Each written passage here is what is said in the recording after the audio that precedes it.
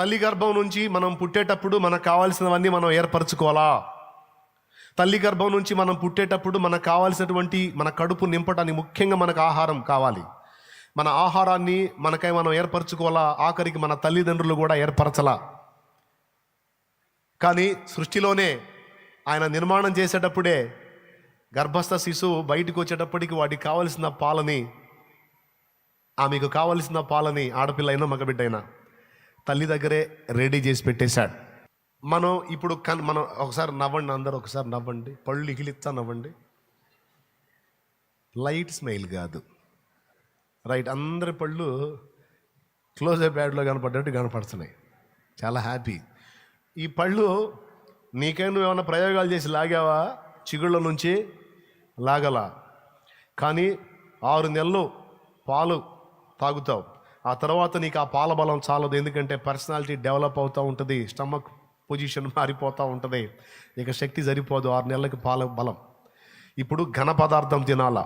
ద్రవ పదార్థ బలం చాలదు, ఘన పదార్థం తినాలంటే పళ్ళు కావాలా. ఆ పళ్ళు మీ మమ్మీయో మీ డాడీయో, లేకపోతే మా మమ్మీయో మా డాడీయో, లేదో నువ్వో నేనో మనం చిగుళ్ళ నుంచి బయటికి తీలే. 6 నెలలకి పళ్ళు వాటంతట అవే ఉత్పత్తి అయ్యి ఒక సైజుకు రాగానే మళ్ళీ ఆగిపోయేటట్టు ఆయన మన బాడీలో రెడీ చేసి పెట్టాడు. జుట్టు పెరిగిద్ది, గోళ్ళు పెరుగుతాయి, కానీ పళ్ళు పెరగవు. చూడండి, ఈ గోళ్ళు లాగా ఈ జుట్టులాగా పళ్ళు పెరుగుతున్నాయి అనుకో, ఇక పళ్ళ కటింగ్ షాప్ కూడా ఒకటి పెట్టాలి, హెయిర్ కటింగ్ షాప్ లాగా. సో ఆ ఛాన్స్ ఇవ్వలా. అంటే దేనికి మన బాడీలో ఎక్కడ ఎప్పుడు ఏదేది ఎలా అవసరమో దాని అంతటికి కావాల్సిన ఏర్పాటు కరెక్ట్గా పర్ఫెక్ట్గా చేసి మనల్ని భూమి మీదకి పంపించాడు ఆయన. దేవుడు ఉన్నాడు, పక్కా ప్లాన్తో ప్రణాళికతో మనల్ని నిర్మించాడు అనే విషయం నీకు స్పష్టంగా అర్థమైతే, ఆ విషయంలో నీకు సందేహం లేకపోతే, ఆ ఉన్న దేవుడు ఈ భూమి మీద మన మనుగడకు కావాల్సిన సమస్తాన్ని కూడా సమకూర్చగలడని నమ్ముటలో నీకే సందేహం ఉండదు. గొప్ప విశ్వాసం నీకుంటుంది, గొప్ప ధైర్యం కూడా నీకుంటుంది. సో మొట్టమొదట నమ్మాలి. ఏమని నమ్మాలి? నన్ను సృష్టించిన సృష్టికర్త ఒకడు ఉన్నాడు, ఆయన ఎవరో నాకు తెలుసు. ఆయన నన్ను ప్రేమిస్తున్నాడు. మా నాన్న, మా అమ్మ కంటే, శరీర సంబంధమైన నాన్నకంటే కూడా ఎక్కువ నన్ను ప్రేమించే నాన్న నాకు కావలసినవన్నీ పుట్టుక దగ్గర నుంచి ఇప్పటిదాకా మొత్తం ముందే రెడీ చేసి పెట్టాడు. అవన్నీ ఇప్పటి వరకు అనుభవిస్తూ వచ్చా. ఇక ముందు కాలం కూడా ఆయన నాకు సిద్ధపరిచే ఉంచాడు అని నమ్మాలి. పాడుకోవాలి పాట. కాపాడినావు ఇంతకాలము, కాపాడెదవు ఇక ముందు. చాలు, అదే పాట. ఇది మళ్ళీ ఒకసారి పాడండి.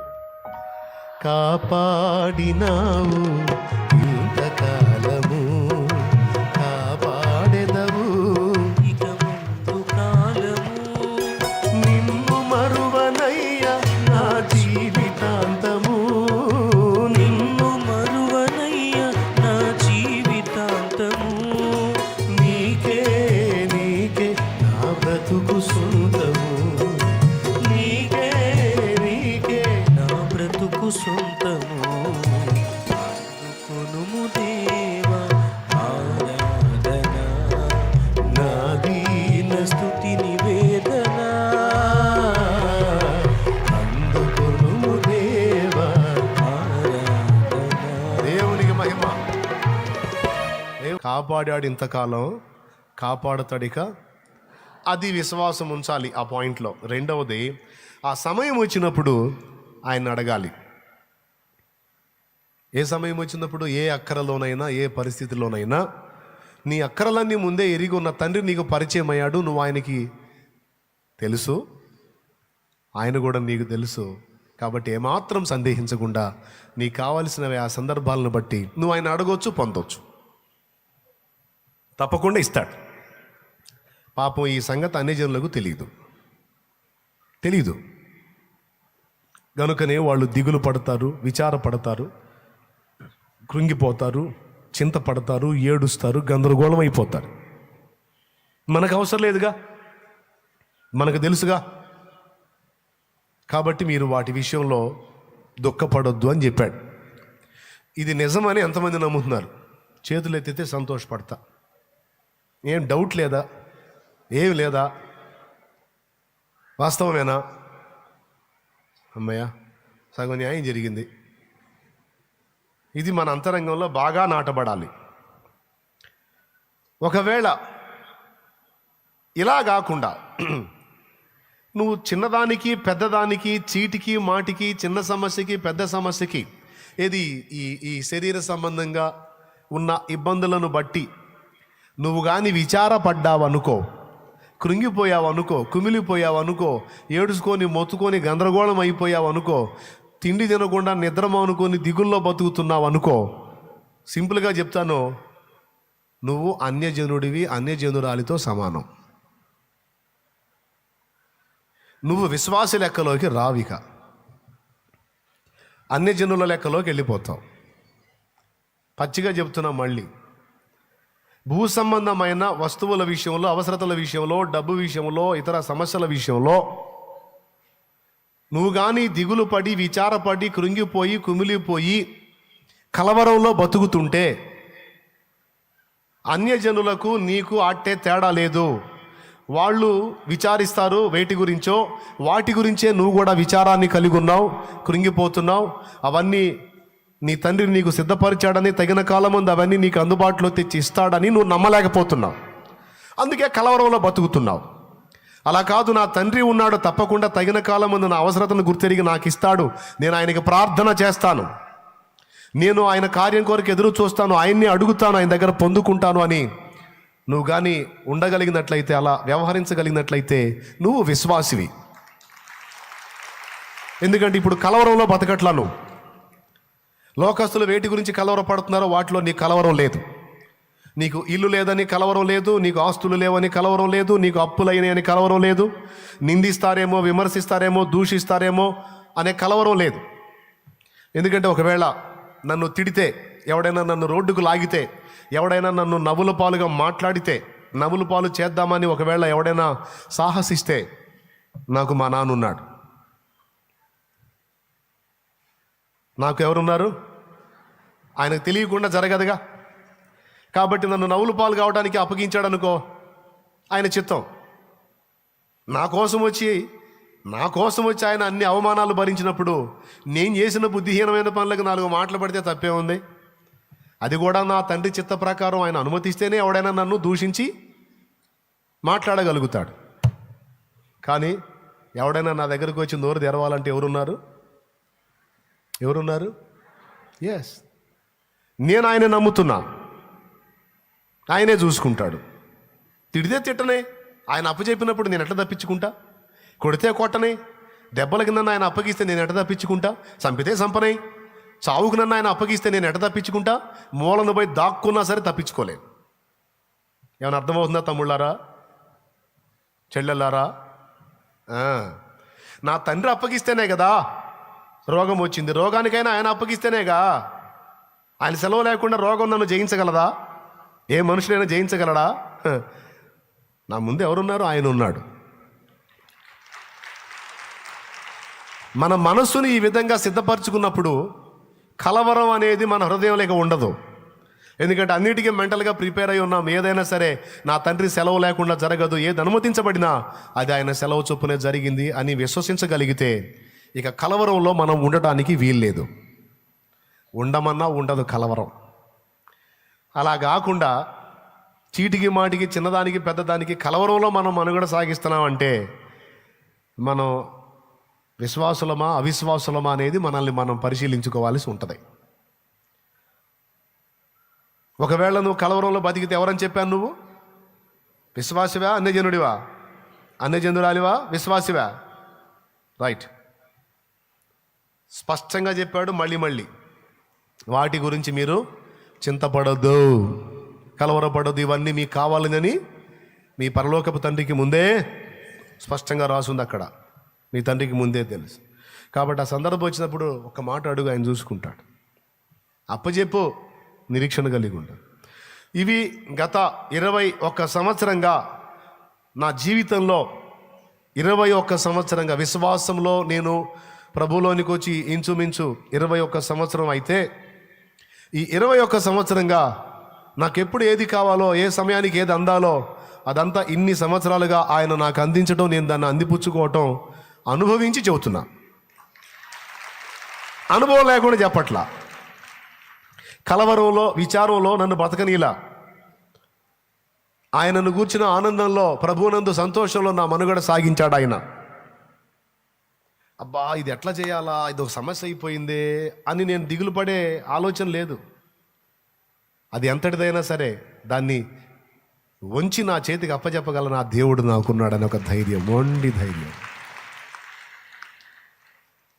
ఎల్లప్పుడూ నేను సంతోషంగా ఉండి ప్రశాంతంగా ఉండటానికి, ఆనందంగా ఉండటానికి అదొక కారణం. ఆయన్ని బట్టి నిరీక్షణ, ధైర్యం.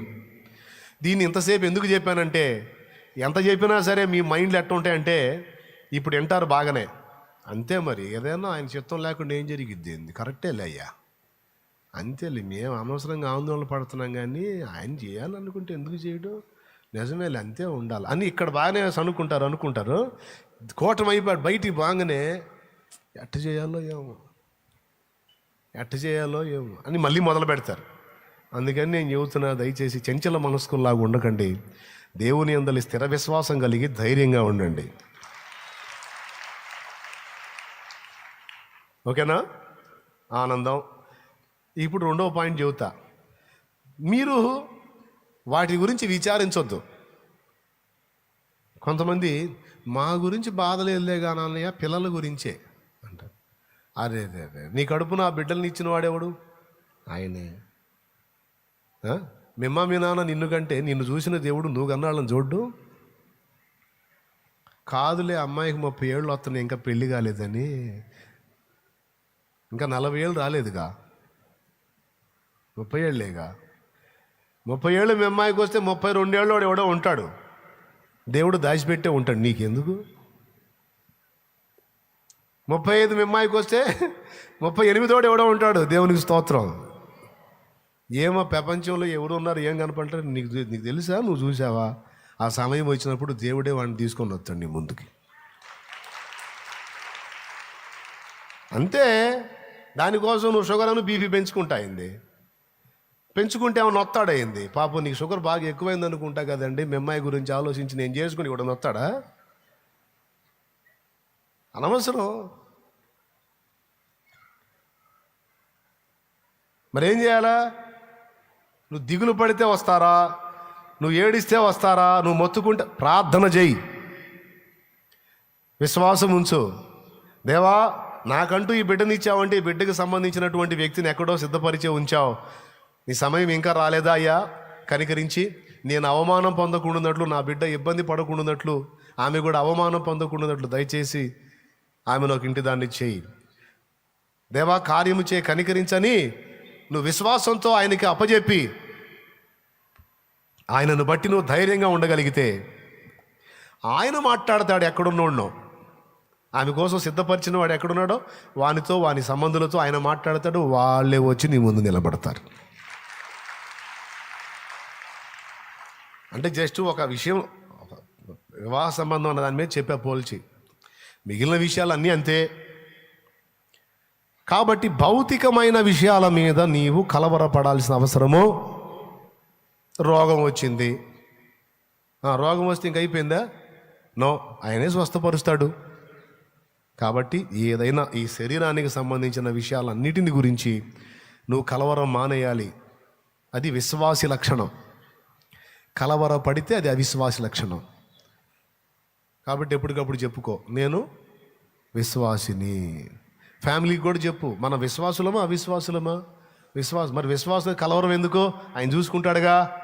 ప్రార్థన చేయి, ప్రార్థన చేద్దాం రండి, కలిసి ప్రార్థన చేద్దాం రండి. అది ఎంతమందికి అర్థమైందో ఏమో మరి. చాలా వందనాలు. ఇప్పుడు పాయింట్కి వస్తా. ఆయన నీతిని రాజ్యమును వెదకండి అనే మాట మాట్లాడాడు. అంటే ఏం చేయొద్దు, ప్రశాంతంగా తిని నిద్రపోని చెప్పలా. శరీరానికి సంబంధించిన విషయాలు వదిలేసేయి, నేను చూసుకుంటా. మరి నేనేం చూడాలి తండ్రి? నా నీతిని, నా రాజ్యమును మొదట నువ్వు వెతకాలి అన్నాడు. నీ నీతితో నాకెందుకు, నీ రాజ్యంతో నాకెందుకయ్యా అని అడుగుదామా? నీ నీతితో నాకెందుకు, నీ రాజ్యంతో నాకెందుకు అని అడుగుదాం. అప్పుడు ఆయన ఏమంటాడు తెలుసా? నాకెందుకేమిట్రా పిచ్చోడా, నాకెందుకేమిటి పిచ్చిదానా, నువ్వు నా కొడుకువి గనుక, నువ్వు నా కూతురివి గనుక, నావన్నీ నీవి గనుక, ఇవన్నీ మనవి గనుక అంటాడు. అది నాకెందుకేంటి, నువ్వేం బయటోడవా, నువ్వేం బయటదానివా, నా కొడుకువి నువ్వు, నా కూతురివి నువ్వు. నా రాజ్యం ఎవరి రాజ్యం? అది నువ్వు పాలించే రాజ్యం, నువ్వు ఉండే రాజ్యం, నువ్వు వేలే రాజ్యం. అందుకే నా నీతిని, నా రాజ్యమును నువ్వు వెతకాలి. కొడుకుగా నీ బాధ్యత, కూతురుగా నీ బాధ్యత అది.